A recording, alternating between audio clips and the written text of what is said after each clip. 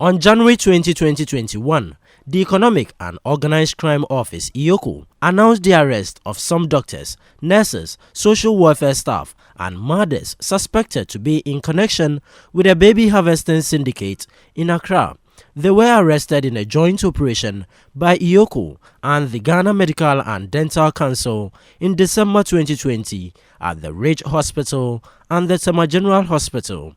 The two baby boys were sold at a price of 30,000 Ghana cedis and 28,000 Ghana cedis respectively by the suspect in the process, but were rescued in the operation by EOCO. On Thursday, March 18, 2021, EOCO provided an update on the issue. The docket on Dr. Hope Kwasi-Mensah, so far as the Susan Clinic is concerned, is almost ready, and we are just about submitting it to the Attorney General's office for advice and prosecution. Update 2. Apart from Dr. Hope Kwasi-Mensah, one Dr. Noah Kofi Latte was also arrested. And this is what we refer to as the Tema General Hospital case.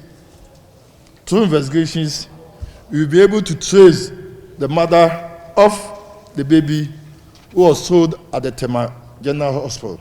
There was a lady who was at the center of it, and at the time that we had the press conference, he was on the run. He ran out, but he could not hide. So finally, we had her arrested on 4 February 2020, and once again is currently on EOCO Inquiry Bay assisting with our investigations. And that lady is Nancy Nanaya Frimpong. In the same Tema case, we had one Nelly Tego, who is a nurse in charge of neonatal intensive care unit at the Tema General Hospital. He also was arrested, brought to EOCO, and is granted bail in his assisting investigations. Meanwhile, EOCO says investigations have been instituted into reports of similar incidents from some mothers barely 2 months after the arrest of the 11 persons. The carrier, according to the petitioner, abandoned her baby because he could not afford to pay a bill of 250 Ghana cedis. So the baby was abandoned.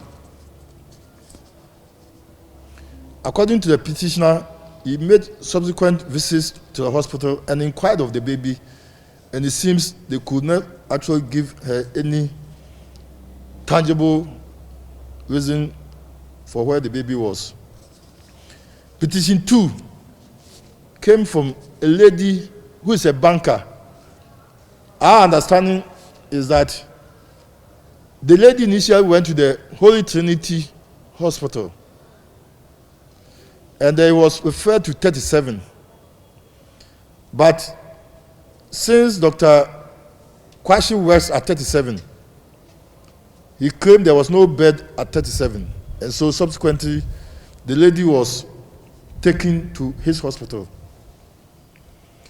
And according to the lady, he had a natural delivery and heard her baby cry, but was later informed that the baby did not make it and had been disposed of without her consent.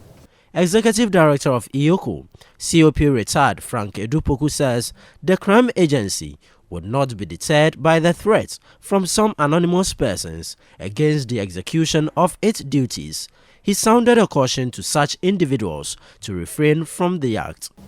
We, however, want to send this strong warning that these unscrupulous and faceless individuals should desist from such threats, because, as I said, it's not going to have any effect.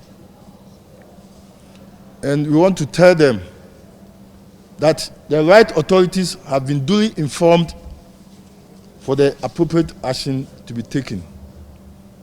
And as we speak now, EOCO has done enough to the extent that maybe in the next few days, we are going to have them apprehended. The Ghana Medical and Dental Council said it will not relent on its efforts at ensuring the country's health system is devoid of such unscrupulous practitioners. We as health sector regulators are going to respond. We are there to act in the public interest on their behalf, and we are dutiful to that end, and we will continue to do so. So we will continue to promote and assure public confidence and trust in our healthcare system. We will continue to promote and assure public confidence and trust in the healthcare professions and the wonderful professionals. And if you had any doubt, you see the management and the response with this COVID-19 pandemic. Our healthcare practitioners have shown the way in the greater part of the world and in Africa in particular.